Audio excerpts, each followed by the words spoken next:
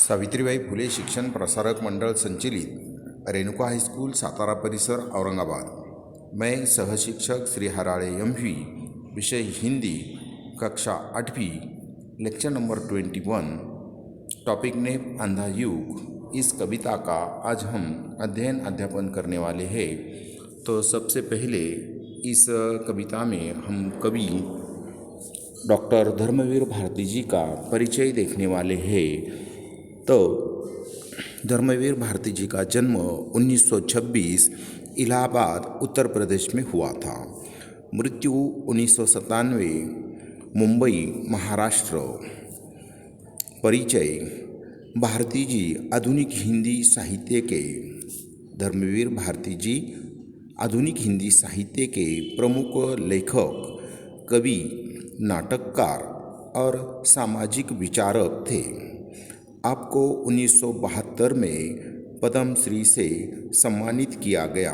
तो भारत सरकार की ओर से डॉक्टर धर्मवीर भारती जी को 1972 की ईस्वी में पद्म श्री किताब से सम्मानित किया गया था। प्रमुख कृतियाँ स्वर्ग और पृथ्वी, चांद और टूटे हुए लोग, बंद गली का आखिरी मकान, ठंडा लोहा, उसके बाद 7 गीत, कनुप्रिया, सपना अभी भी, गुनाहों का देवता, सूरज का सातवां घोड़ा, सपनों का देश, उसके बाद पछेंती, अंधा युग आदि। तो इस प्रकार डॉक्टर धर्मवीर भारती जी का परिचय हमने देखा। इसके बाद पद्य संबंधी जानकारी हम देखेंगे।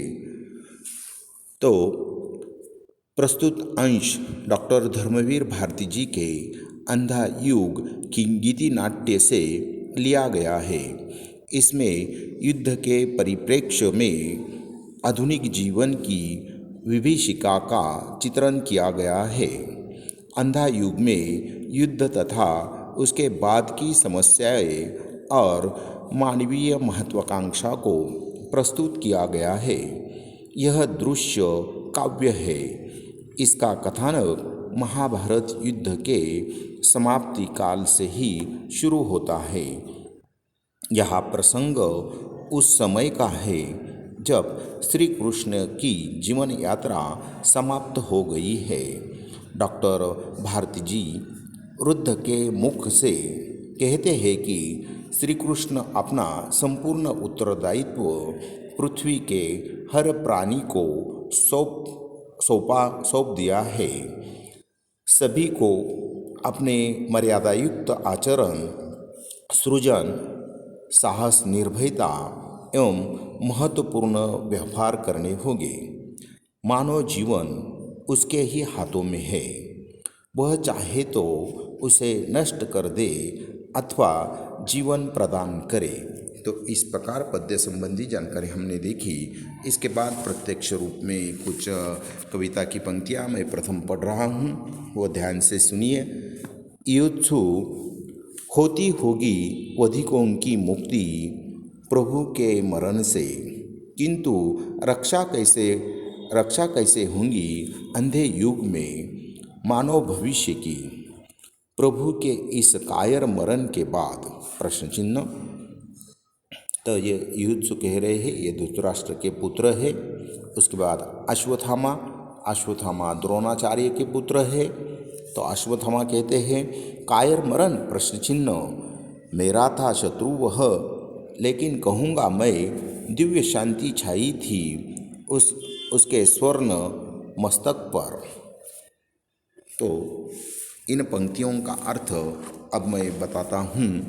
तो युत्सु कहते हैं, प्रभु कृष्ण तो चले गए। उनके मरण से उनके आशीर्वाद के रूप में भले ही बधिकों को मुक्ति मिल जाए, परंतु भगवान ने इस प्रकार कायरों की भांति चुपचाप मृत्यु क्यों स्वीकार कर लिया, मृत्यु को क्यों स्वीकार कर लिया? वे तो चले गए और पूरी सृष्टि में अंधकार व्याप्त कर गए, परंतु उनके जाने के बाद इस अंधकारपूर्ण संसार में मनुष्य के भविष्य की रक्षा कैसे होगी? प्रश्न चिन्ह। कौन बचाएगा मानव मात्र को? तो इस प्रकार के प्रश्न युत्सु ने हमें पूछे हैं। तो अश्वत्थामा कहते हैं उनके बाद, भगवान ने कायरों की भांति चुपचाप मृत्यु को स्वीकार कर लिया। युत्सु, यह तुम क्या कह रहे हो? कृष्ण कायर नहीं है। अश्वत्थामा कहते हैं कि कृष्ण कायर नहीं है। युत्सु, कृष्ण मेरे शत्रु थे। यानी युत्सु कहते हैं कि नहीं, अश्वत्थामा युत्सु से कहते हैं कि कृष्ण उनके शत्रु थे। उन्होंने मुझसे मेरी मणि छीन ली, परंतु फिर भी मैं कहूँगा, मैंने देखा था मृत्यु के समय भी उनके प्रभापूर्ण मस्तक पर दैवी शांति छाई हुई थी। इसके बाद वृद्ध क्या कहते हैं वो देखेंगे हम। कविता की अगली पंक्तियाँ। बोले अवसान के क्षणों में प्रभु, मरण नहीं है ओ व्याध, मात्र रूपांतरण है यह। सबका दायित्व लिया मैंने अपने ऊपर, अपना दायित्व सौंप जाता हूँ मैं सबको। अब तक मानव भविष्य को मैं जिलाता था, लेकिन इस अंधे युग में मेरा एक अंश निष्क्रिय रहेगा, आत्मघाती रहेगा और विगलित रहेगा। संजय, युत्सु, अश्वत्थामा की भांति क्योंकि इनका दायित्व लिया है मैंने। बोले, लेकिन शेष मेरा दायित्व लेंगे बाकी सभी। मेरा दायित्व वह स्थित रहेगा हर मानव मन के उस वृत्त में, जिसके सहारे वह सभी परिस्थितियों का अतिक्रमण करते हुए नूतन निर्माण करेगा। पिछले ध्वंसों पर मर्यादा युक्त आचरण में, नित्य नूतन सृजन में, निर्भयता के, साहस के, ममता के, रस के क्षण में जीवित और सक्रिय हो उठूँगा मैं बार बार। तो इन पंक्तियों का अर्थ अब मैं आपको बताने जाता हूँ कि वृद्ध कहते हैं, प्रभु ने जाते समय कहा था, हे बधिक, यह मेरा मरण नहीं है। वृद्ध कहते हैं कि श्री कृष्ण ने उनको जाते समय बताया था कि ये मेरा मरण नहीं है, यह तो मात्र मेरा रूपांतरण है। आज तक सभी जीवों का दायित्व मैंने अपने ऊपर ले रखा था। अब मैं सबका उत्तरदायित्व उन सबको ही सौंप कर जा रहा हूँ। अब तक मनुष्य के भविष्य की मैं चिंता किया करता था, लेकिन अब आने वाले अंधकारमय युग में मेरा एक अंश निष्क्रिय रहेगा, कुछ नहीं करेगा, शिथिल रहेगा और इस प्रकार मानो अपने हाथों अपनी मृत्यु का कारण बनेगा। संजय, युत्सु, अश्वत्थामा के समान, क्योंकि इनका दायित्व मैंने लिया था।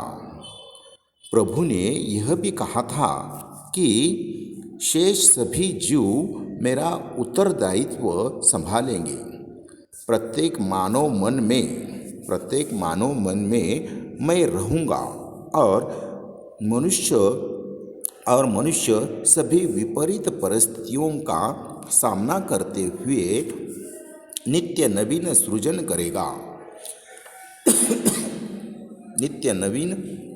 करेगा। ऐसे लोगों का आचरण मर्यादा पूर्ण होगा। उनके नूतन सृजन में उनकी निर्भयता, उनके साहस और प्राणी मात्र के प्रति उनकी ममता के रस में सरोवर होकर मैं बार बार जीवित होकर सक्रिय हो उठूँगा। तो इस प्रकार बुद्ध ने कहा है। और उसके बाद अश्वत्थामा क्या कहते देखेंगे। अश्वत्थामा उसके इस नए अर्थ में क्या हर छोटे से छोटे व्यक्ति विकृत, अर्धबर्बर, आत्मघाती, अनस्तमय अपने जीवन की सार्थकता पा जाएगा। प्रश्न चिन्ह। अभिवृद्ध क्या कहते देखिए। निश्चय ही वे है भविष्य, किंतु हाथ में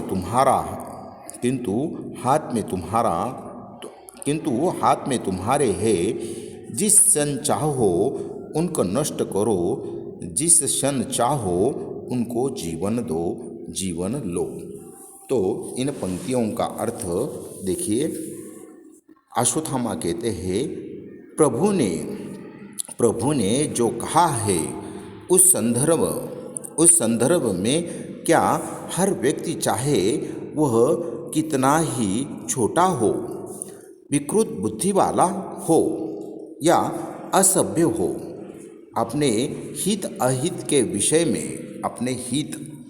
के विषय में सोच बिना काम करने वाला हो, या सृष्टि के